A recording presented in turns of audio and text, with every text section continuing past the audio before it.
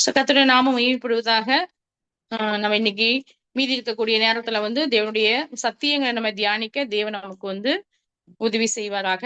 இன்னைக்கு கூட நம்ம தேவ பிள்ளைகளுடைய ஐக்கியம், அதாவது கிறிஸ்டியன் ஃபெல்லோஷிப் அப்படின்ற ஒரு டாபிக்ல நம்ம என்ன பண்ணலாம்னா சத்தியங்களை நம்ம தியானிக்கலாம். சங்கீதம் 133 ஒன்னாவது ஒரு வசனம் இருக்கு. சங்கீதம் 133 1. அந்த வசனம் நிறைய பேர் வாசிச்சிருப்பீங்க, தியானிச்சிருப்பீங்க. நம்ம திரும்ப அந்த வசனத்தின் அடிப்படையில இன்னைக்கு சத்தியங்களை நம்ம தியானிக்கலாம். 133:1.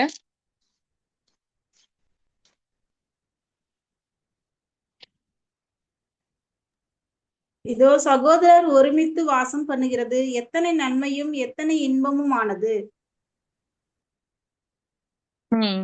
இப்ப இங்க சங்கீதக்காரங்க என்ன சொல்றாருன்னா, சகோதரர்கள் ஒருமித்து வாசம் பண்ணுகிறது எத்தனை நன்மையும் எத்தனை இன்பமும் ஆனது அப்படின்னு நீங்க நம்ம பாக்குறோம். இந்த வசனங்களை நம்ம நிறைய தடவை தியானிச்சிருக்கோம், நிறைய சத்தியங்கள் இதுங்களை நம்ம கேட்டிருக்கோம். இந்த வசனத்தின் அடிப்படையில தான் நம்ம என்ன பண்ண போறோம், வசனங்களை நம்ம தியானிக்க போகிறோம். ஆனா இந்த வசனத்தின் அடிப்படையில நம்ம சத்தியங்களை தியானிக்கலாம். இங்க என்ன சொல்றோம், சகோதரர்கள் ஒருமித்து வாசம் பண்ணுகிறது அப்படின்றதுதான் கிறிஸ்டியன் ஃபெல்லோஷிப் அப்படின்னு சொல்றோம். தேவனுடைய பிள்ளைகள் எல்லாம் சேர்ந்து ஒரு இடத்துல இருந்து நம்ம ஒன்னா கூடி வேதத்தை வாசிக்கிறதா இருக்கட்டும், ஜெபிக்கிறதா இருக்கட்டும், இல்லைன்னா சாப்பிட்றதா இருக்கட்டும், இல்ல இந்த மாதிரி சின்ன சின்ன மினிஸ்ட்ரி பண்றதா இருக்கட்டும், இல்ல சின்ன சின்ன கேம்பா இருக்கட்டும். ஏதாவது ஒரு ஆண்டவருடைய நாமத்தின் நிமித்தம், ஆண்டவருடைய நாமத்தின் பேர்ல நம்ம சபையில இருக்கக்கூடிய சகோதர சகோதரிகள் ஒருமித்து வாசம் பண்றதுதான் கிறிஸ்டியன் ஃபெல்லோஷிப் அப்படின்னு நம்ம பாக்குறோம். ஏன் அப்படின்னா தேவன் இங்க என்ன சொல்றாரு, தேவனுடைய பிள்ளைகள் எப்படி இருக்கணும், தேவ பிள்ளைகளோட ஐக்கியமா இருக்கணும் அப்படின்றதான் விரும்புறாரு. ஆனா இன்னைக்கு என்ன பண்றாங்க விசுவாசிகள், என்ன பண்றாங்க, தேவ பிள்ளைகளோட ஐக்கியம்ல உலகத்து மக்களோட என்ன பண்றாங்க, சிநேகம் உள்ள கூடியவங்களா இருக்காங்க. நம்ம வாசிக்கிறோம் யாக்கோபு 4:4 வாசிக்கும் போது, உலக சிநேகம் தேவனுக்கு விரோதமான பகை அப்படின்னு பார்க்கிறோம். இன்னைக்கு அநேக மக்களுடைய வாழ்க்கையில பார்க்கும்போது ரட்சிக்கப்பட்ட விசுவாசியா இருப்பாங்க. ஆனா அவங்களுடைய ஐக்கியம் எங்க இருக்கும்னா, தேவனை அறியாத உலக மக்களோடு என்ன போது அவங்க வாழ்க்கையில ஒரு கனிகளை நம்ம பார்க்க முடியாது. அவங்க ஆண்டவருக்காக நல்ல ஒரு பக்தி வைராக்கியமா வாழ்றது எல்லாம் எங்க இருக்கு, உலக மக்களோடு இருக்கு. ஆனா கர்த்தர் வசனத்துல என்ன சொல்றாரு, உலக சிநேகம் தேவனுக்கு விரோதமான, உலக மக்களோட நம்ம என்ன பண்ணக்கூடாது, சிநேகம் வைக்க கூடாது. அவங்களோட ஃபெல்லோஷிப்பாக அவங்களோட ஐக்கியப்பட கூடாது. ஐக்கியன்றது வேற, அதாவது பேசுறது வேற. நம்ம அவங்களோட பேசி பழகி அவங்களுடைய ஆலோசனைகளை கேட்டு அதன்படி நடக்கிறதுதான் ஐக்கியம். இப்ப கர்த்தர் என்ன சொல்றாரு, அந்த மாதிரி நம்ம இருக்கக்கூடாதுன்னு நம்ம சொல்றாரு. சில வசனங்கள் வாசிக்கலாம். 2 கொரிந்தியர் 14.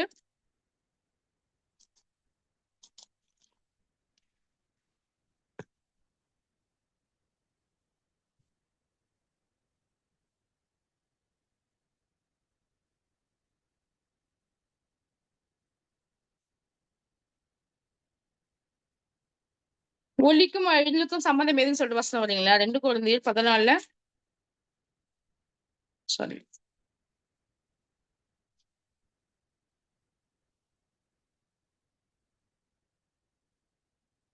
2 கொரிந்தியர் 6, 14, 15, 16.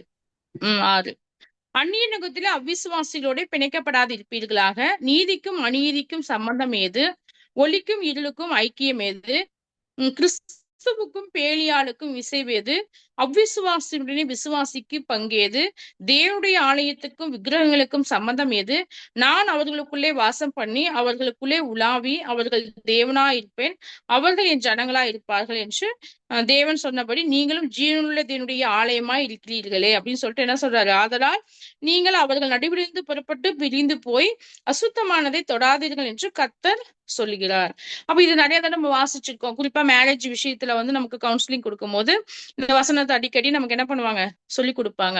அந்நிய நுகத்திலே அவ்விசுவாசிகளோட பிணைக்கப்படாது இருப்பதாக. அப்போ இது மேரேஜ்க்கு மட்டும் இல்ல, நம்மளுடைய விசுவாச வாழ்க்கையிலுமே நம்ம வந்து தேவனை அறியாத மக்களோட நம்ம எந்த விதமான ஒரு ஃபெல்லோஷிப் என்ன பண்ணக்கூடாது, வச்சுக்க கூடாது. ஒருவேளை ரட்சிக்கப்பட்டது அம்மா இருக்கலாம், அப்பா இருக்கலாம், அவங்களோட பேசலாம், பழகலாம், எல்லாம் பண்ணலாம். ஆனா இங்க சொல்லப்பட்ட அந்த வசனப்படி நம்ம அவங்களுக்கும் நமக்கு சம்மந்தம் இருக்காது, நமக்கு அவங்களுக்கு ஐக்கியம் இருக்காது. நம்ம என்ன பண்ணணும், அவர்கள் நடுவே வந்து பிரிந்து நம்ம அசுத்தமானது தொடாத இருக்கணும் அப்படின்னு வேதம் நமக்கு வந்து சொல்லுது. அப்போ தேவன் என்ன விரும்புறாருன்னா, கடவுளுடைய பிள்ளைகள் வந்து தேவ பிள்ளைகளோட மட்டும் அதிகமா வந்து ஐக்கியமா இருக்கணும் அப்படின்றத வந்து கர்த்தர் வந்து என்ன பண்றாரு, விரும்புறாரு. ஐக்கியம் அப்படின்னா நான் சொன்ன மாதிரி தேவனுடைய பிள்ளைகள் என்பது அன்பில ஒருவருக்கு ஒருவர் நம்மள எல்லாவற்றையும் பகிர்ந்து கொடுக்கறது தான் ஐக்கியம் வந்து சொல்றோம். நம்ம சங்கீதத்துல வாசிச்ச பிரகாரம் 133:1 வாசிச்ச பிரகாரம் சகோதரர்கள் ஒருமித்து கூடுவது என்னது எத்தனை நன்மையும் எத்தனை இன்பமும் ஆனது. அப்போ நம்ம சகோதரர்கள் வந்து தேவனுடைய பிள்ளைகள் வந்து நம்ம ஒருமித்து கூடும் போது என்ன நடக்குது, நமக்கு நன்மை கிடைக்குது ஃபர்ஸ்ட். ரெண்டாவது, அது நமக்கு வந்து சந்தோஷத்தை தரக்கூடியதா இருக்கு. ரெண்டு விஷயங்கள் கேம்ப் நடக்குது. அப்போ வரும்போது அதுல நிறைய நிறைய நிறைய நன்மைகள் இருந்தாலும் அல்டிமேட்டா பார்க்கும் போது சத்தியத்தை நம்ம என்ன பண்றோம், அறிந்து கொள்றோம் இல்லைங்களா? அப்போ அதுக்கு நமக்கு என்ன பண்ணுது, நன்மை தருது. இன்னொன்னு சந்தோஷத்தை தருது. என்ன சந்தோஷம், தேவ பிள்ளைகளை ஒருத்தருக்கு ஒருத்தர் நம்ம பாக்குறோம், விசாரிக்கிறோம், நம்ம கஷ்டங்களை சொல்றோம், அவங்க கஷ்டங்களை சொல்றாங்க, நம்ம அன்பு வந்து பரிமாறப்படுகிறது. அப்போ என்ன நடக்குதாங்க, சந்தோஷமும் கிடைக்குது. அப்ப இதுதான் சங்கீதக்காரர் சொல்றாரு, தேவனுடைய பிள்ளைகள் வந்து கூடி வரும்போது அங்க நன்மை கிடைக்குது, நன்மை உண்டாகுது. ரெண்டாவது, இன்பம் வந்து கிடைக்கக்கூடியதா இருக்கு. ஏன்னா வேதத்துல வாசிக்கும் போது இந்த சகோதர சிநேகத்தை குறித்து அநேக வசனங்கள் நமக்கு என்ன பண்றாரு, வேதத்துல வந்து காட்டியிருக்கிறார். பிரதரன்லி லவ்னு சொல்லுவோம் இல்லைங்களா? அதாவது சகோதர ஒரு எபிரேயர் 13:1 வாசிக்கிறோம், சகோதர சிநேகம் நிலைத்திருக்க கடவுது அப்படின்னு பாக்குறோம். ரோமர் 12:10 வாசிக்கும் போது சகோதர சிநேகத்திலே ஒருவர் மேல் ஒருவர் பட்சமா இருங்கள், கனம் பண்ணுவதிலே ஒருவருக்கு ஒருவர் முந்திக் கொள்ளுங்கள். அப்படி நிறைய வசனங்கள் நம்ம வந்து பாக்குறோம் சகோதர சிநேகம். அப்போ ஆண்டவர் விரும்புறது என்ன அப்படின்னா, கடவுளுடைய பிள்ளைகள் வந்து நம்ம தேவ பிள்ளைகளோட ஐக்கியமா இருக்கணும்ன்றத வந்து விரும்புறாரு அப்படின்னு நம்ம வந்து வேதத்துல நிறைய வசனங்கள் வந்து சொல்லப்பட்டிருக்கு. ஆனா இப்ப நம்ம என்ன பண்றோம்னா, படிக்கக்கூடிய இடத்துல, வேலை செய்யக்கூடிய இடத்துல, இல்லைன்னா நம்ம வீட்டுல இருக்கும் போது அக்கம் பக்கம் சொந்த பந்தங்கள், நம்ம இன்னைக்கு என்ன பண்றாங்க, அநேக விசுவாசிகள் தேவ பிள்ளைகளோட ஐக்கியம் இல்லாதபடிக்கு அவிசுவாசிகளோட ஐக்கியப்பட்டு அவங்க ஆலோசனை சொல்றதை கேட்டுட்டு அவங்க சொல்றபடி செஞ்சுட்டு கடவுளுக்கு பிரியமில்லாத காரியங்களை செஞ்சு அவங்க என்ன பண்றாங்க, விசுவாசத்தை விட்டு கொஞ்சம் கொஞ்சமா விலகி தேவனை விட்டு விலகி போகக்கூடிய சூழ்நிலை இன்னைக்கு என்ன பண்ணுது, காணப்படுது. ஆனா கர்த்தர் அதை வந்து விரும்புறது இல்ல. அப்போ நம்ம வந்து தேவ பிள்ளைகளோட ஐக்கியமா இருக்கணும்ன்றத வந்து ஆண்டவர் வந்து விரும்புறாரு.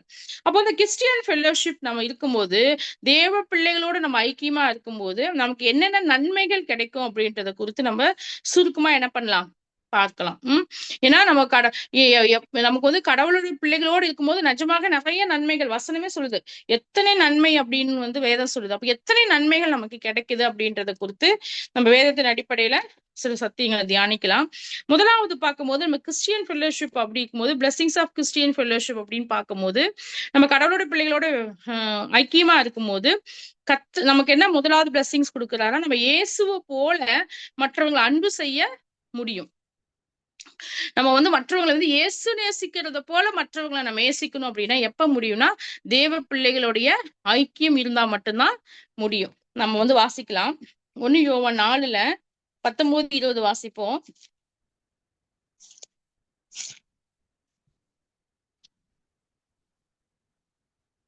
எடுத்தா வாசிங்க. 1 யோவான் 4:19-20.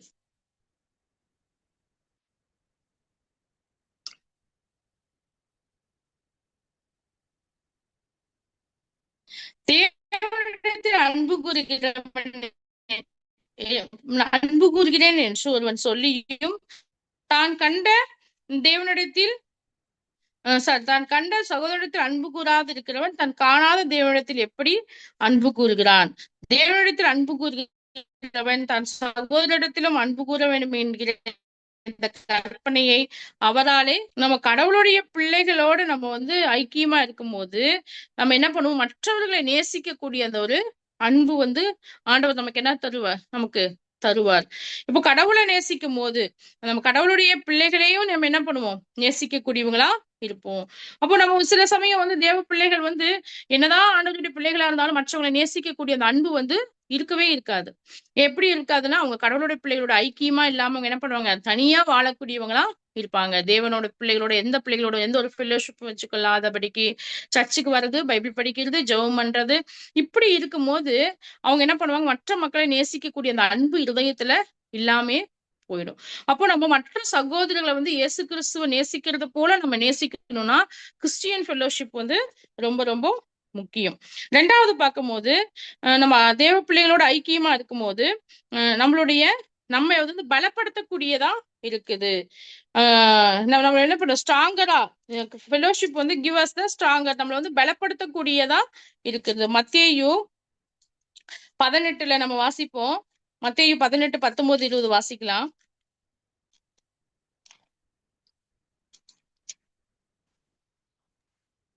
பூலோகத்திலே நீங்கள் எவைகளை கட்டுவீர்களோ அவைகள் பரலோகத்திலும் கட்டப்பட்டிருக்கும். பூலோகத்திலே நீங்கள் எவைகளை கட்டவில்லை, அந்த வசனம் தானா? 20 மட்டும் வாசிய சார். ஓகேக்கா. ஏனெனில் 2 பேராவது 3 பேராவது என் நாமத்தினாலே எங்கே கூடியிருக்கிறார்களோ அங்கே அவர்கள் நடுவிலே இருக்கிறேன் என்றார். 20, 19 சந்தோஷ் வாசிச்சியா?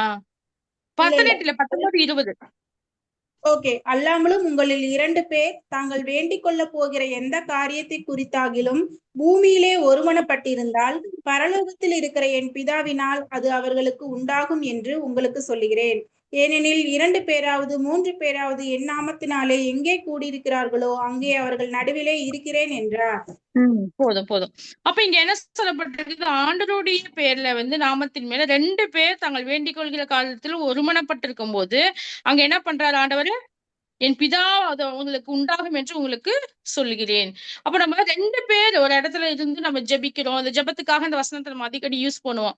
2 பேர் குறைஞ்சது 2 பேர் ஜெபிக்கிறோம், குறைஞ்சது 2 பேர் உட்காந்து பைபிள் கிளாஸ் அட்டன் பண்றோம். அங்கெல்லாம் பண்ணும்போது ஆண்டவருடைய நாமம், அது ஆண்டவருடைய பிரசன்னம் அங்க வந்து வருது. அப்போ நம்மளோட ஆவிக்குரிய வாழ்க்கை என்ன பண்ணுது, பலப்படுத்தப்படுது. அப்போ தேவனுடைய பிள்ளைகள் நம்ம கூடி வந்திருக்கும் போது நம்மளுடைய ஸ்பிரிச்சுவல் லைஃப் என்ன ஆகுது, பலப்படுத்தக்கூடியதா இருக்கு. நம்ம ஜெபத்தை அவர் கேட்கிறாரு, நம்மளை ஆசீர்வதிக்கிறாரு, நம்ம அந்த நடுவிலே இருக்கிறேன் அப்படின்னு வந்து சொல்றாரு. அப்போ தேவ பிள்ளைகளெல்லாம் சேர்ந்து வரும்போது நம்மளுடைய ஆவிக்குரிய வாழ்க்கையும் சரீர வாழ்க்கை பலப்படுத்தக்கூடியதா இருக்கு. இப்ப நம்ம நிறைய இடத்துல சொல்லுவாங்க, ஒரு குச்சி உடைக்கும் போது சீக்கிரம் உடைச்சிடலாம், ஆனா அநேக ஸ்டிக்ஸ் குச்சிகளை சேர்த்து வச்சு உடைக்கும் போது என்ன பண்ண முடியாது, உடைக்கவே முடியாது. 10 குச்சியை தனித்தனியா என்ன பண்ணலாம், உடைக்க முடியும். 10 குச்சி ஒன்னா வச்சு உடைக்கும் போது உடைக்க முடியாது. அப்போ தேவ பிள்ளைகளோட நம்ம சேர்ந்து இருக்கும் போது நமக்கு துன்பங்கள் வருது, கஷ்டங்கள் வருது, அப்படிங்கும் போது சீக்கிரம் நம்ம என்ன பண்ண மாட்டோம், உடைந்து போக மாட்டோம், சோர்ந்து போக மாட்டோம், நம்ம வந்து பின்வாங்க மாட்டோம். நமக்கு என்ன பண்ணும், ஒரு பலனை ஆண்டவர் அந்த தேவ பிள்ளைகள் மூலம் நமக்கு தருவார். அப்போ நமக்கு நல்ல ஒரு ஸ்பிரிச்சுவல் ஸ்ட்ரென்த் வேணும், மென்டல் ஸ்ட்ரென்த் வேணும் அப்படின்னா கடவுள் பிள்ளைகளோட நம்ம எப்பயும் என்ன பண்ணணும், ஐக்கியப்பட்டிருக்கணும். பிரசங்கி 4 வாசிப்போம். பிரசங்கி 4ல 9 to 12 வாசிங்க.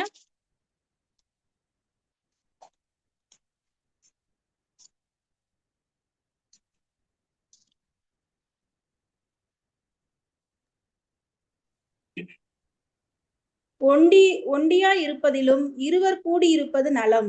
அவர்களுடைய பிரயாசத்தினால் அவர்களுக்கு நல்ல பலன் உண்டாகும். ஒருவன் விழுந்தால் அவன் உடனாளி அவனை தூக்கி விடுவான். ஒண்டியா இருந்து விழுகிறவனுக்கு ஐயோ, அவனை தூக்கிவிட துணை இல்லையே. 2 பேராய் படுத்து கொண்டிருந்தால் அவர்களுக்கு சூடு உண்டாகும். ஒண்டியா இருக்கிறவனுக்கு சூடு உண்டாவது எப்படி? ஒருவனை யாதும் ஒருவன் மேற்கொள்ள வந்தால் இருவரும் அவனுக்கு எதிர்த்து நிற்கலாம். உப்பரி நூல் சீக்கிரமாய் ஆறாது. போதும் சந்தோஷம். அப்ப இங்க என்ன பண்றோம், ஒரு மனுஷன் தனியா இருக்கிறது வந்து நல்லதல்ல. பைபிள்ல வந்து ஆதியாகமத்திலேயே ஆண்டவர் படைக்கும் போது மனுஷன் தனிமையா இருப்பது நல்லதல்ல தான் ஏவாளை வந்து உண்டாக்குனார் இல்லைங்களா?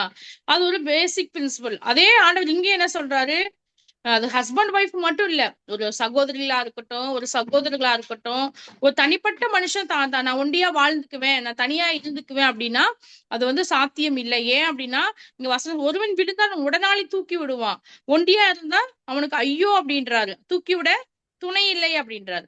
அப்போ கடவுளுடைய பிள்ளைகளுடைய கூட்டம், அவங்களோட நம்ம ஃபெல்லோஷிப்பா இருக்கக்கூடிய காரியங்கள் வந்து என்ன பண்ணும், நம்மள பலப்படுத்தக்கூடியதா இருக்கும். நம்ம பாவத்துல விழுந்தா அவங்க உதவி செய்வாங்க, இல்ல நம்ம சோர்ந்து போகும்போது அவங்க நம்மளை பலப்படுத்துவாங்க, நமக்காக அவங்க ஜெபிப்பாங்க.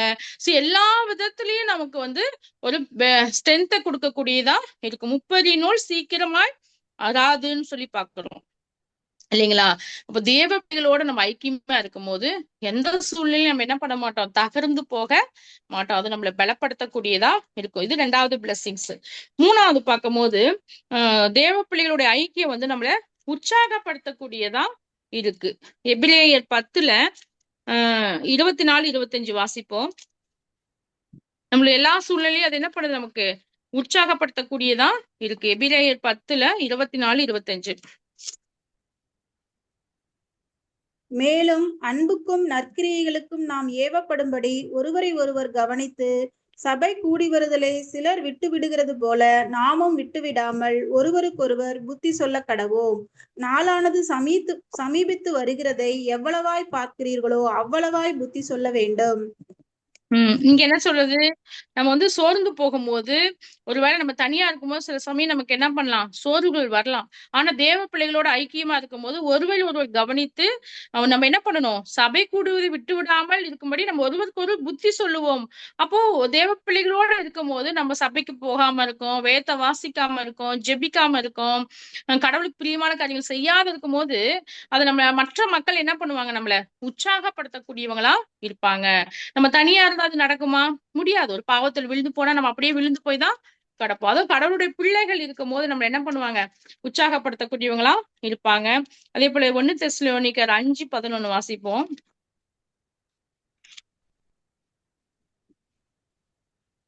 1 தெசலோனிக்கர் 5:11. ஆகையால் நீங்கள் செய்து வருகிறபடியே ஒருவரை ஒருவர் தேற்றி ஒருவருக்கொருவர் பக்தி விருத்தி உண்டாகும்படி செய்யுங்கள். அப்ப தேற்றணும், ஒருவரை ஒருவர் தேற்றுதல். நமக்கு கஷ்டம் வரும்போது, துன்பம் வரும்போது என்ன பண்ணுவாங்க, கண்டிப்பா நம்மள வந்து ஆற்றக்கூடியவங்களா தேற்றக்கூடியவங்களா இருப்பாங்க. அதே மாதிரி வந்து 4:8 வாசிக்கிறோம். ஆகையால் அசட்டை பண்ணுகிறவன் மனுஷன் அல்ல, தம் பரிசுத்த ஆவியை குறித்து தேவனை அசட்டை பண்ணினால் சகோதர சிநேகத்தை குறித்து நான் உங்களுக்கு எழுத வேண்டியது இல்லை, நீங்கள் ஒருவர் அன்பா இருக்கும்படி தேவனால் போதிக்கப்பட்டவங்களாய் இருக்கிறீர்களேன்னு சொல்லி நம்ம வந்து பாக்குறோம். அப்போ இங்க என்ன சொல்லப்போ, சகோதர சிநேகம் வந்து என்ன பண்ணுது, நம்மள வந்து உற்சாகப்படுத்தக்கூடியதா இருக்கு. நம்ம வந்து கஷ்டங்கள் நேரத்துல, துன்பங்கள் நேரத்துல நம்ம என்கரேஜ் பண்ணக்கூடியதா இருக்கு. கலாத்தியர் 5:13 வாசிக்கலாம்.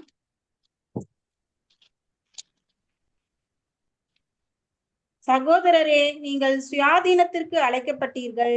இந்த சுயாதீனத்தை நீங்கள் மாம்சத்திற்கு ஏதுவாக அனுசரியாமல் அன்பினாலே ஒருவருக்கொருவர் ஊழியம் செய்யுங்கள். இங்கே என்ன சொல்றாரு, நீங்க அன்பினாலே ஒருவருக்கொருவர் ஊழியம் செய்யுங்கள். அது ஒருவருக்கு ஒருவர் அப்படின்றது கிறிஸ்டியன் ஃபெல்லோஷிப்னு பாக்குறோம். அப்போ நம்ம தேவ பிள்ளைகளோடு இருக்கும்போது நமக்கு என்ன கிடைக்குது, நம்ம வந்து உற்சாகப்படுத்தப்படும் ஊழியத்திலயா இருக்கட்டும், கஷ்டங்கள்லயா இருக்கட்டும், இல்லைன்னா வந்து நமக்கு வந்து பாவங்கள் செய்து விலகி போகக்கூடிய காரியங்களா இருக்கட்டும், நம்ம என்ன பண்ணக்கூடியதா இருக்கும், அது உற்சாகப்படுத்தி நம்மளை மீண்டுமா ஆண்டவரிடத்துல அழைத்து வரக்கூடிய ஒரு பிளெஸிங்ஸை வந்து என்ன பண்ணுது, நம்ம கிறிஸ்டியன் ஃபெல்லோஷிப் வந்து தருது. 4வது பார்க்கும்போது நம்ம வந்து இந்த டிப்ரெஷன் சொல்றோம் இல்லைங்களா. இப்ப நிறைய இடத்துல நம்ம என்ன பண்றோம், டிப்ரெஷன்ன்ற அந்த தேவ பிள்ளைகளுடைய வாயில வந்து நம்ம நிறைய வந்து கேள்விப்படுறோம் இல்லையா. நான் டிப்ரெஷன் ஆயிடுறேன், சோர்ந்து போகிறது வேற டிப்ரெஷன் அப்படின்றாங்க. அப்போ அந்த டிப்ரெஷன்ன்ற வார்த்தை வந்து வரவே வராது. எப்போ நம்ம தேவ பிள்ளைகளோட ஐக்கியமா இருக்கும் போது நோ டிப்ரெஷன் இந்த நம்மளுடைய லைஃப்ல தனிமை என்ற உணர்வு, நான் வந்து சோர்ந்து போயிருக்கேன், நான் மன அழுத்தத்துல இருக்கிறேன் அப்படின்ற ஒரு காரியம் வந்து என்ன பண்ணாது, அவங்களுக்கு வராது இல்லைங்களா. ஏன் அப்படின்னா நம்ம வந்து தனியா இருக்கிறோன்ற உணர்வு வரும்போது தான் நமக்கு டிப்ரெஷன் வருது. ஆனா நமக்கு வந்து நம்மளோட நிறைய மக்கள் இருக்காங்க, நமக்காக ஜெபிக்க ஆள் இருக்காங்க, நமக்கு வந்து ஷேர் பண்ண நிறைய மக்கள் இருக்காங்க, நமக்கு உதவி செய்ய நிறைய மக்கள் இருக்காங்க, நம்ம கஷ்டத்தை கேட்கறதுக்கு நிறைய மக்கள் இருக்காங்க. அப்படி நம்ம வந்து தேவ பிள்ளைகளோட ஐக்கியமா இருக்கும்போது நமக்கு டிப்ரெஷனே வராது. அப்போ இந்த டிப்ரெஷன்ன்ற காரியம் நம்ம வாழ்க்கையில வரக்கூடாது அப்படின்னா தேவ பிள்ளைகளோட ஐக்கியம் ரொம்ப ரொம்ப முக்கியம். 1 கொரிந்தியர் 12வது அதிகாரத்தில் 21-27 வந்து வாசிக்கும் போது எல்லாமே வாசிக்க வேணாம், நம்ம இருக்கிறத வாசிச்சிருக்கோம் இல்லைங்களா? பாடி ஆஃப் கிரைஸ்ட், அதாவது நம்ம சரீரத்தினுடைய அவயங்களா ஒவ்வொருத்தரும் ஒவ்வொரு சரீரத்தின் அவயங்களா நம்ம காணப்படுகிறோம் அப்படின்னு சொல்லிட்டு நம்ம வாசிக்கிறோம். 1 Corinthians 12 21 27 வரைக்கும் வாசிக்கிறோம். அப்ப இங்க என்ன சொல்லுது, நம்மள வந்து ஒரே அவயமா இருந்தால் சரீரம் எங்கன்னு சொல்லிட்டு, அவயங்கள் அநேகமா இருந்தும் சரீரம் ஒன்றே. அப்போ உங்க கண்ணானது கையை பார்த்து நீ எனக்கு வேண்டுவதில்லை என்றும், தலையானது கால்களை நோக்கி நீங்கள் எனக்கு வேண்டுவதில்லை என்று சொல்லக்கூடாது.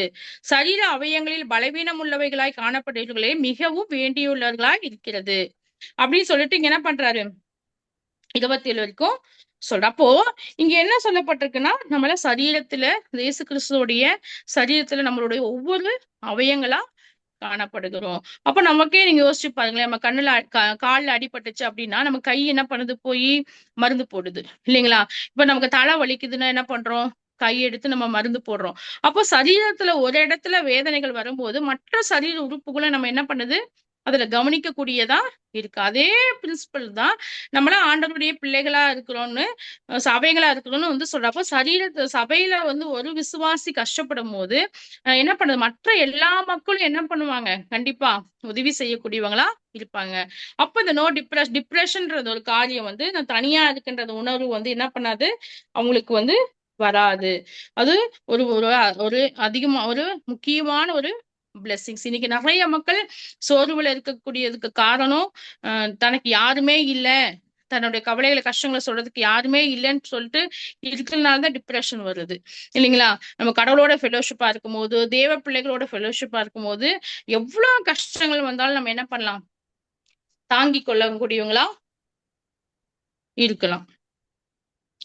அடுத்த பிளெஸிங்ஸ், 5வது பிளெஸிங்ஸ் பார்க்கும்போது நம்ம வந்து இந்த மாதிரி தேவ பிள்ளைகளோட ஐக்கியமா இருக்கும்போது மற்றவங்க செய்யக்கூடிய பாவத்தை நம்ம என்ன பண்ணுவோம், எளிதா ஈஸியா மன்னிக்க கூடியவங்களா இருப்போம். மற்றவங்களை மன்னிக்க கூடிய அந்த குணம் வந்து நமக்கு ஈஸியா இருக்கும். எப்போ அப்படின்னா நம்ம வந்து இந்த தேவ பிள்ளைகளோட ஐக்கியமா இருக்கும்போது. எபேசியர் 4:32 வாசிப்போம்.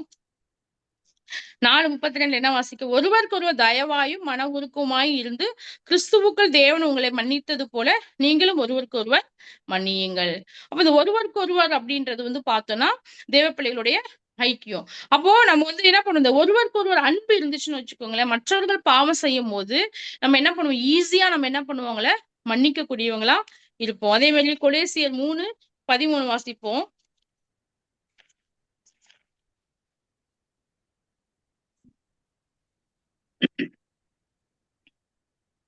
ஒருவரை ஒருவர் தாங்கி ஒருவரை ஒருவர் தாங்கி ஒருவர் பேரில் ஒரு குறைபாடு உண்டானால் கிறிஸ்து உங்களுக்கு மன்னித்தது போல ஒருவருக்கு ஒருவர் மன்னியுங்கள்.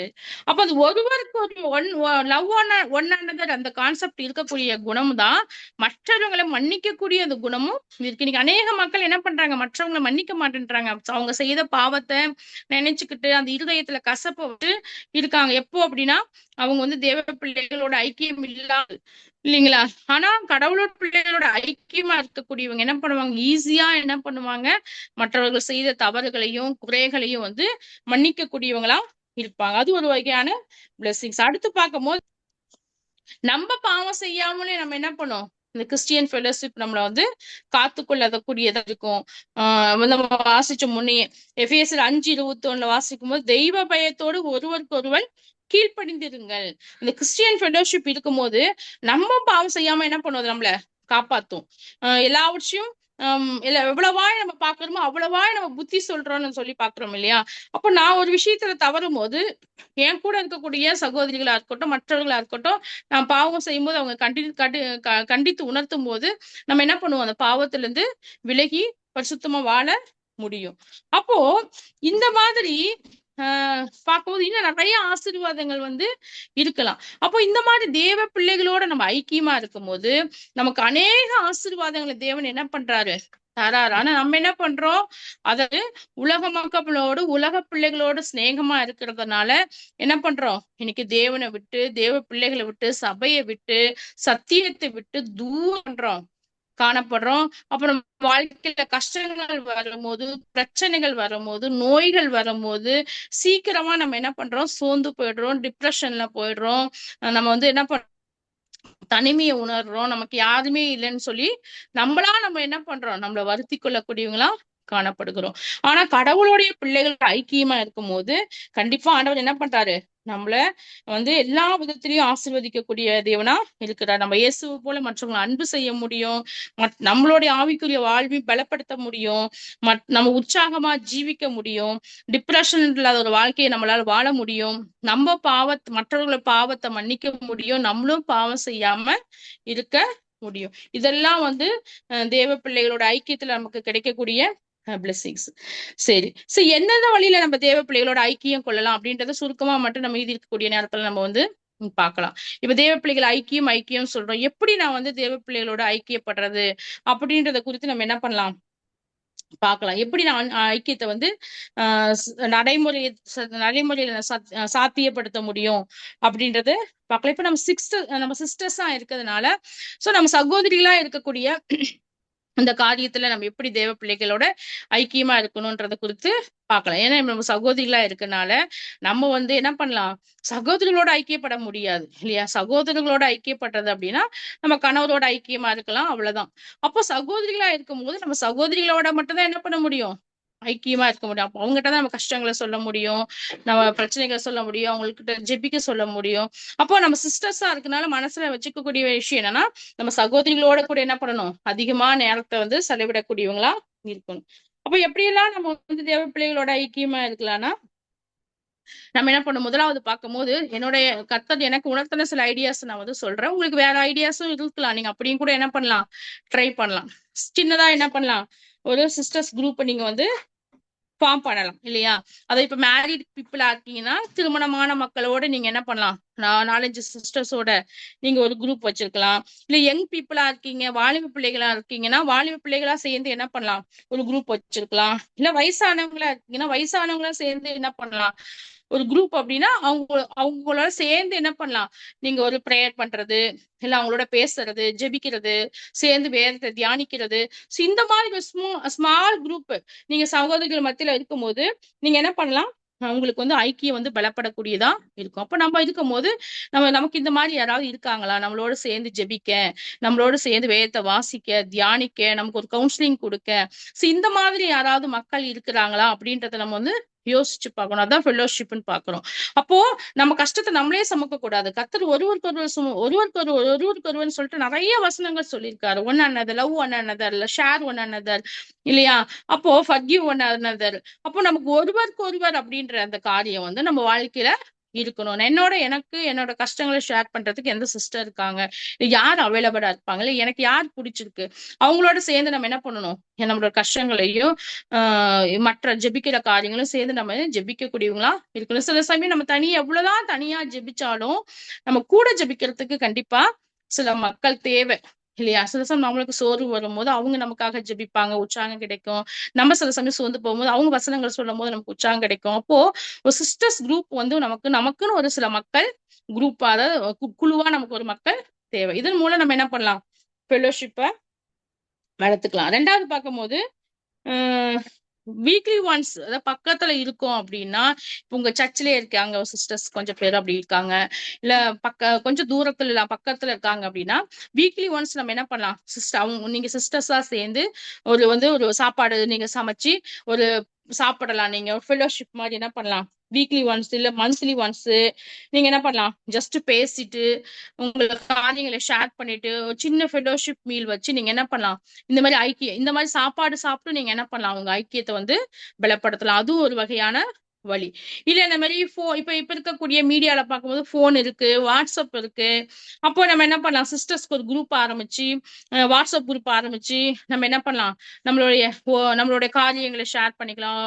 நமக்கு பர்த்டே வருது, இல்ல வெட்டிங் டே வருது, இல்ல பிள்ளைங்களோட ஜெப காரியங்கள், நல்ல விஷயங்கள், கெட்ட விஷயங்கள், இந்த மாதிரி வரும்போது நம்ம என்ன பண்ணலாம், நம்ம ஷேர் பண்ணும் போது, அவங்ககிட்ட நம்ம இன்ஃபார்ம் பண்ணும் போது, விஷ் பண்ணும் போது, இந்த மாதிரி நம்ம இருக்கும் போது நமக்கு என்ன ஆகும், ஒரு ஃபெலோஷிப் இப்ப நிறைய முன்னதான் நமக்கு பேசுறதுக்கெல்லாம் போன் இல்ல, ஆனா இப்ப வாட்ஸ்அப் இருக்கு, குரூப் இருக்கு, எவ்வளவு பேர் எவ்வளவு நேரம் எங்க வேணும் கூட நம்ம என்ன பண்ணலாம், பேசலாம். அப்ப இந்த மாதிரி வாட்ஸ்அப் குரூப், போன் மூலம் நீங்க என்ன பண்ணலாம், போன் பண்ணி விசாரிக்கலாம். உடம்பு சரியாதவங்களுக்கு நீங்க என்ன பண்ணலாம், போன் பண்ணி விசாரிக்கலாம்.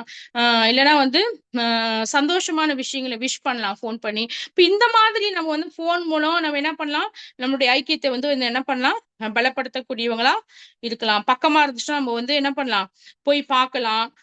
இல்லைன்னா வந்து தூரமா இருந்தாங்கன்னா மந்த்லி ஒன்ஸ் 2 மாசத்துக்கு ஒரு தடவை போய் நம்ம என்ன பண்ணலாம், விசிட் பண்ணக்கூடியவங்களா இருக்கலாம். ஸோ இந்த மாதிரி நம்ம என்ன பண்ணலாம், தேவனுடைய பிள்ளைகளுடைய ஃபெலோஷிப்பை வந்து வளர்த்துக்கலாம். 4வது பார்க்கும்போது நம்ம வந்து தேவ பிள்ளைகளோட இம்பார்ட்டன்ஸ், அதாவது வந்து கிறிஸ்டியன் இப்ப நம்ம எடுக்கிற சத்தியத்தின்படி தேவ பிள்ளையோட ஐக்கியம் எவ்வளவு முக்கியன்றதை வந்து அடிக்கடி நம்ம என்ன பண்ணணும், சிஸ்டர்ஸ்க்கு வந்து நம்ம டீச் பண்ணக்கூடியவங்களா இருக்கணும். ஏன்னா இன்னைக்கு வந்து கொஞ்சம் இப்பெல்லாம் உலகம் வந்து இப்பெல்லாம் விசுவாசிகள் என்ன பண்றாங்கன்னா, தேவ பிள்ளைகளை விட்டு ஈஸியா விலகி போகக்கூடிய சூழ்நிலைகள் நிறைய உண்டு. ஏன்னா கூடி இருக்கக்கூடிய எல்லா மக்களும் அவிசுவாசிகளா இருக்காங்க. சொந்த பந்தங்கள் அவிசுவாசி, படிக்கிற இடம், வேலை செய்யற இடம் அப்படின் போது சீக்கிரமா என்ன பண்ணுவாங்க, விலகி போகக்கூடியவங்களா இருப்பாங்க. அப்படி விசுவாச தேவ பிள்ளைகளோட ஐக்கியத்தை விட்டு விலகி போனா நமக்கு என்ன விளைவுகள் நடக்கும், என்ன காரியங்கள் நடக்கும்ன்றத வந்து நம்ம அடிக்கடி நம்ம என்ன பண்ணணும், சகோதரிகளுக்கு நம்ம டீச் பண்ணக்கூடியவங்களா இதுக்கு இம்பார்ட்டன்ஸ் ஆஃப் த ஃபெலோஷிப், கடவுளுடைய தேவ பிள்ளைகளுடைய ஐக்கியம் எவ்வளவு முக்கியன்றத வந்து நம்ம என்ன பண்ணணும், அடிக்கடி டீச் பண்ணணும். நம்ம இப்படியே விட்டுட்டோம்னு வச்சுக்கோங்களேன், பேக் ஸ்லைடா ஆயிடுவாங்க மக்கள். இன்னைக்கு நிறைய பின்வாங்கி போன மக்களுடைய வாழ்க்கையை நீங்க திரும்பி பாத்தீங்க அப்படின்னா, அவங்க ஃபர்ஸ்ட் என்ன பண்ணுவாங்க, தேவப்பிள்ளையோட ஃபெலோஷிப்பை வந்து விட்டுடுவாங்க. அப்புறம் என்ன பண்ணுவாங்க, தேவப்பிள்ளையோட ஐக்கியத்தை விட்டுருவாங்க, அப்புறம் தேவனையே விட்டுருவாங்க. அப்போ இந்த பேக் சைடு ஆகிறதுக்கு முக்கியமான காரணம் என்னன்னா, தேவ பிள்ளைகளுடைய ஐக்கியத்தை விட்டு விலகி போறதுதான். அப்ப நம்ம அடிக்கடி நம்ம என்ன பண்ணணும், தேவ பிள்ளைகளுடைய ஐக்கியத்தை குறித்து அதிகமா நம்ம என்ன பண்ணணும், டீச் பண்ணணும். உலக சிநேகம் இருக்கக்கூடாது, கடவுளோட பிள்ளைகளோட ஐக்கியமா தான் இருக்கணும்ன்றத குறித்து நம்ம என்ன பண்ணணும், டீச் பண்ணக்கூடியவங்களா இருக்கணும். அது இல்லாம இந்த மாதிரி நம்ம வந்து ஃபேமிலி ஃபங்க்ஷனு, இல்லைன்னா வந்து இந்த மாதிரி கேம்ப் மீட்டிங், இப்போ இந்த மாதிரி சின்ன சின்ன விஷயங்கள் நம்ம அரேஞ்ச் பண்ணும்போது, இப்போ கப்பிள்ஸ் மீட்டிங் வைக்கிறோம், சிஸ்டர்ஸ் கேம்ப் வைக்கிறோம், இல்லை இந்த மாதிரி சிஸ்டர்ஸ்க்கா வந்து ஒரு கெட் டுகெதர் வைக்கிறோம். இப்போ இந்த மாதிரி மீட்டிங் வருஷத்துக்கு ஒரு தடவை இப்படி வைக்கும் போது நமக்குள்ள என்ன ஆகும், ஃபெலோஷிப் வந்து பலப்படுத்தப்படும். அது மட்டும் இல்ல, வருஷத்துக்கு ஒரு தடவை 2 வருஷத்துக்கு ஒரு தடவை பிக்னிக் கூட நம்ம என்ன பண்ணலாம், டூர் கூட அரேஞ்ச் பண்ணலாம். சிஸ்டர்ஸா சேர்ந்து போகலாம், இல்ல ஃபேமிலியா கூட நம்ம வந்து சேர்ந்து போகலாம். அப்போ இந்த மாதிரி நம்ம என்ன பண்ண தேவ பிள்ளைகளோட சேர்ந்து நம்ம டிராவல் பண்ணும் போது நம்ம இன்னும் நம்மளோட ஐக்கியம் என்ன ஆகும், நமக்கு வந்து பலப்படுத்தக்கூடியதா இருக்கும். அப்போ இந்த மாதிரி நம்ம அவங்களோட சேர்ந்து அதிகமா ஜெபிக்கிறது, அதிகமா ஊழியம் செய்யறது, சில சமயம் நம்ம தேவ பிள்ளையோட சேர்ந்து ஊழியம் பண்ணும்போது நம்மளோட ஐக்கியம் என்ன பண்ணப்படும், பலப்படுத்தப்படும். சிஸ்டர்ஸ் இப்ப உங்க சபையில 2-3 சிஸ்டர்ஸ் இருக்கீங்கன்னா 2 பேரும் சேர்ந்து ஹவுஸ் விசிட் போறது, இல்லைன்னா சமைச்சு ரோட்ல இருக்கவங்க கொடுக்கறது, இல்ல ஏழை பிள்ளைங்களுக்கு ஏதாவது டியூஷன் எடுக்கிறது, ஏதாவது ஒண்ணு நம்ம என்ன பண்ணணும், சேர்ந்து நம்ம வந்து ஊழியம் செய்யணும். இப்ப இந்த மாதிரி விதத்துல நம்ம என்ன பண்ணணும், தேவ பிள்ளைகளுடைய ஐக்கியத்தை வந்து பலப்படுத்தக்கூடியவங்களா இருக்கும். நம்ம யாருமே இல்லாம எதுவுமே இல்லாம தனியா இருந்தோம்னா நம்ம என்ன சீக்கிரமா நம்ம வந்து சோர்ந்து போகக்கூடியவங்களா இருப்போம். இன்னொன்னு வந்து விசுவாசத்தை விலகி போகக்கூடியவங்களா இருப்போம். அப்ப தனியா இருக்கிறது வந்து என்ன பண்ண முடியாது, தனியா இருந்து நம்ம எதுவுமே செய்ய முடியாது. வேதத்துல வந்து நீங்க பார்க்கலாம், தனியா இருந்து எதுவுமே செய்ய முடியாது. தேவன் வந்து மனுஷன் வந்து தனிமையா இருப்பது நல்லதுன்னு துணையை கொடுத்தாரு. கர்த்தரோட ஊழியங்களை செய்யும் போது நிறைய மக்களோட சேர்ந்துதான் என்ன பண்றாங்க, டீமா தான் என்ன பண்றாங்க, ஊழியங்களை செய்யறாங்க. அப்போ இயேசு கிறிஸ்து வாழ்ந்த காலத்துல கூட இயேசு கிறிஸ்துவோட இந்த ஸ்திரீகளே எடுத்துக்குவோம், மாத்தாள், மரியாள், யோவன்னா, சூசன்னா, இவங்க எல்லாம் வந்து சகோதரிகள் கூட்டமா இருந்துதான் என்ன பண்றாங்க, இயேசு கிறிஸ்துக்கு வந்து ஊழியம் வந்து செஞ்சாங்க. அது மட்டும் இயேசு கிறிஸ்துவோட சீஷர்கள் ஜென்ஸ் பார்க்கும் போது 12 சீஷர்களும் சேர்ந்துதான் என்ன பண்றாங்க, ஊழியங்களை வந்து செஞ்சாங்க. அவங்க ஊழியத்துக்கு பிரிஞ்சு போகும்போது 2 பேரு 3 பேர் இப்படி பிரிந்து போய் என்ன பண்றாங்க, ஊழியங்களை வந்து செஞ்சாங்க. அப்போ இந்த ஃபெலோஷிப் இல்லாம நம்ம வந்து எதுவுமே என்ன பண்ணக்கூடாது, பண்ணவே முடியாது. நம்ம மட்டும்தான் வாழ முடியும். அதுவும் ஆண்டவருக்காக ஒரு கனி கொடுக்குற வாழ்க்கை வாழ முடியாது. அப்ப தேவனுக்காக நல்ல ஒரு வைராக்கியமுள்ள வாழ்க்கை வாழணும் அப்படின்னா நம்ம என்ன பண்ணணும், தேவ பிள்ளையோட ஐக்கியம் ரொம்ப ரொம்ப முக்கியம். சில எக்ஸாம்பிள் மட்டும் சொல்றேன், நான் ரொம்ப டீட்டெயிலா சொல்லல. வேதத்துல பார்க்கும்போது ஷாத்ராக், மேஷாக், ஆபேத்நேகோ டேனியலோட ஃப்ரெண்ட்ஸ் இருப்பாங்க இல்லையா? இப்ப அவங்க 4 ஃப்ரெண்ட்ஸுமே, டேனியலோட ஃப்ரெண்ட்ஸ் 4 பேருமே அவங்களுக்கு அந்த சூழ்நிலையில அவங்களுக்கு தெரியும், பாபிலோன் அடிமையா அவங்க என்ன பண்ணுவாங்க, கொண்டு செல்லப்படுவாங்க. அங்க வந்து சில பதார்த்தங்களை கொடுத்து சாப்பிட சொல்லுவாரு. ஆனா அவங்க என்ன பண்ணுவாங்க, இதை எங்க இருதயத்தை நாங்க தீட்டுப்படுத்த மாட்டோம்னு சொல்லிட்டு இருதயத்துல தீர்மானம் பண்ணாங்க. அப்போ நீங்க சாத்ராக் எங்க வாசிச்சாலும் டேனியல் புக்ல எடுத்து வாசிக்கும் போது இந்த 3 பேருடைய பேர்களும் தொடர்ந்து ஒன்னாதான் வரும். ஷாத்ராக், மேஷாக், ஆபேத்நேகோ தானியேலுடைய ஃப்ரெண்ட்ஸ். அக்னி சூளையில தூக்கி போடும் போதா இருக்கட்டும், இல்லைன்னா அவங்க எப்பப்பெல்லாம் ராஜா கூப்பிட்டாலும் இவங்க 3 பேரும் பிளஸ் எப்பயுமே இருக்கு. இவங்க என்ன பண்றாங்க, அந்த சூழ்நிலையில இவங்க 3 பேர் எப்படி இருந்தாங்க, ஐக்கியத்தோடு இருந்தாங்க. இவங்க தேவனுடைய பிள்ளைகள். அப்போ அந்த கஷ்டங்கள் போஜனத்தை தீட்டுப்படுத்தாதபடிக்கு 3 பேரும் 4 பேரும் தீர்மானம் பண்ணாங்க. 4 பேரும் தீர்மானத்துல என்ன பண்ணாங்க, உறுதியா இருந்தாங்க. ஒருவேளை நமக்கு தெரியாது, ஒருவேளை சில சமயம் ஒரு ஃப்ரெண்ட் என்ன பண்ணிருக்கலாம், டே நம்ம சாப்பிடலாம்டான்னு சொல்லிருக்கலாம். ஆனா மற்ற ஃப்ரெண்ட், டே அப்படிலாம் இல்லடா, நம்ம தீர்மானம் பண்ணிருக்கோம், ஆண்டவர் சொல்லியிருக்காரு, நம்ம சாப்பிடக்கூடாதுன்னு இன்னொருத்தர் பலப்படுத்தி இருக்கலாம். அப்போ ஒருத்தர் விழுந்தாலும் ஒருத்தர் என்ன பண்ணிருக்கலாம், தூக்கி விட்டுருக்கலாம். இது தனியா இருந்தாங்கன்னா என்ன பண்ணிருப்பாங்க, கண்டிப்பா விழுந்து போயிருக்கலாம். அப்போ அந்த தானியேல் அவங்க ஃப்ரெண்ட்ஸும் அவங்க ஒற்றுமையா இருந்ததுனால, அவங்க எல்லாம் சேர்ந்து ஒரு தேவ பிள்ளையோட ஐக்கியத்தில் இருந்ததுனாலதான் அவங்க என்ன பண்ண முடிஞ்சது, சோதனையை வெற்றியா மாற்ற முடிஞ்சது. இன்னொன்னு கர்த்தருக்கு பிரியமான ஒரு வாழ்க்கை வாழ முடிஞ்சது. அக்னி சூளையில போட்டாலும் கூட, கர்த்தர் எங்களை கொன்று போட்டாலும் பரவாயில்ல அப்படின்னு ஒரு வைராக்கியமான வார்த்தையை சொல்லுவதற்கு பலன் எது அப்படின்னா, அவங்க கிட்ட இருந்த ஒரு ஃபெலோஷிப் அப்படின்னு பார்க்க முடியும். அப்போ இந்த 4 ஃப்ரெண்ட்ஸும் ஒன்னா இருந்தனால டேனியலும் என்ன பண்றாரு, அந்த போராட்டத்துல ஜெயிக்கிறாரு. டேனியலோட ஃப்ரெண்ட்ஸும் என்ன பண்றாரு, ஜெயிக்கிறாரு. அதை நீங்க வாசிச்சு பாருங்க. டேனியல் 1, டேனியல் 3ல வாசிப்போம். நேரம் இல்லாதனால அதை வாசிக்கல.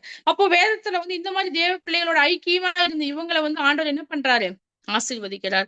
நெகேமியா அடுத்து நெகேமியா அவங்களுடைய கூட்ட இருந்தக்கூடிய டீம் ஒர்க்கர் இல்லையா? நெகேமியா ஆலயத்தின் மதியில கட்டும் போது கூட யார் இருந்தாங்க, அநேக மக்கள் கூட இருந்து அவருக்கு உதவி செஞ்சாங்க பாக்குறோம் இல்லையா? அப்போ அவரு பலப்படுத்துவதற்கு கடவுளுடைய பிள்ளைகள் கூட இருந்து என்ன பண்ணாங்க, உற்சாகப்படுத்தினால அவங்க என்ன பண்றாரு, அந்த அலங்கத்தோட மதியில கட்டி முடிச்சாரு. இயேசு கிறிஸ்து பிளஸ் சீஷர்கள், இயேசு கிறிஸ்து சீஷர்கள் இருக்கும் போது அவங்க ஒரு கடவுளுடைய பிள்ளைகளோட ஐக்கியமா இருந்தனால அவங்க என்ன பண்ணாங்க, அந்த தேவன் சொன்ன திட்டத்தை செய்து முடித்தாங்க. நம்ம முன்ன சொன்னது மாதிரி சிஸ்டர்ஸா எடுத்துட்டாலும், மார்த்தாள், மரியாள், யோவன்னா, சூசன்னா, பிசில்லா, லிதியா, இவங்கெல்லாம் ஒரு டீம் மக்கள். அந்த காலத்துல இருக்கக்கூடிய சகோதரிகள் என்ன பண்ணாங்க, ஒரு டீமா இருந்து, ஒரு குழுவா இருந்து, ஒரு ஐக்கியமா இருந்து அவங்க என்ன பண்றாங்க, ஆண்டவர் ராஜ்யத்திற்காக வேலை செஞ்சாங்க.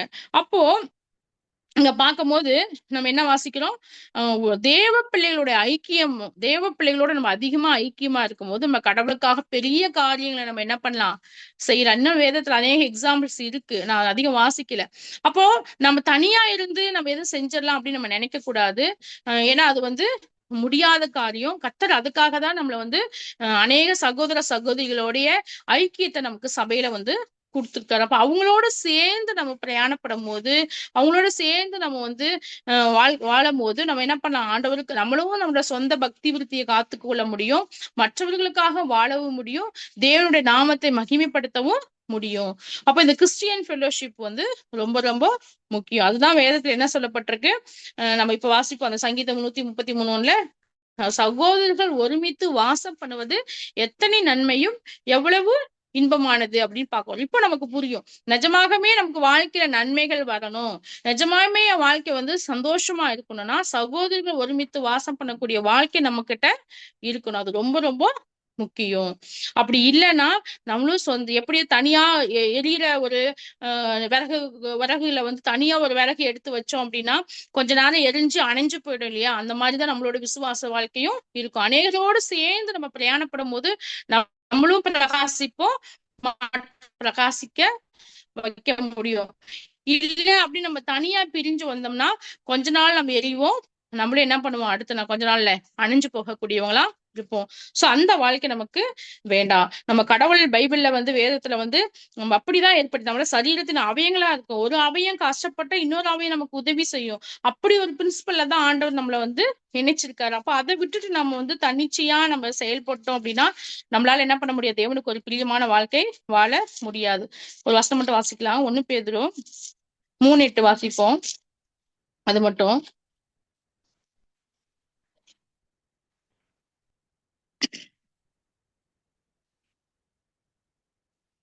மேலும் நீங்கள் எல்லாரும் ஒருமனப்பட்டவர்களும் இரக்கமுள்ளவர்களும் சகோதர சிநேகம் உள்ளவர்களும் மன உருக்கம் உள்ளவர்களும் இணக்கம் உள்ளவர்களுமாய் இருந்து. அப்ப இங்க என்ன பண்றாரு பேதுரு? சகோதர சிநேகம் உள்ளவர்களா நீங்க இருக்கணும், எல்லாரும் ஒருமனம் இருக்கணும், ஒருமனப்பட்டு இருக்கணும், ஒருவரை சேர்ந்து நீங்க என்ன பண்ணணும்? இரக்கம் செய்யக்கூடியவங்களா சகோதர சிநேகம் உள்ளவர்களா இருக்கணும் அப்படின்னு வந்து இங்க வந்து என்ன பண்றாரு? வேதம் வந்து சொல்லுது.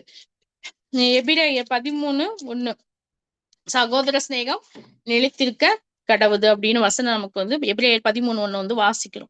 அப்ப அந்த சகோதர சிநேகம் நமக்கு வந்து வேணும். அதுல நம்ம பலப்படணும். அது ரொம்ப முக்கியமான ஒரு காரியமா காணப்படுகிறது. தனியா இருந்த மக்கள் யாருமே இப்ப லோத்து எக்ஸாம்பிள் நெகட்டிவா பார்த்தோம் அப்படின்னா லோத்து வந்து தனியா இருந்தாரு. ஆபிரகாமுக்கு விட்டு பிரிஞ்சு போகும்போது சோதோமுக்கு வர பட்டணத்துல லோத்து என்ன பண்ணாரு? தனியா இருந்தாரு.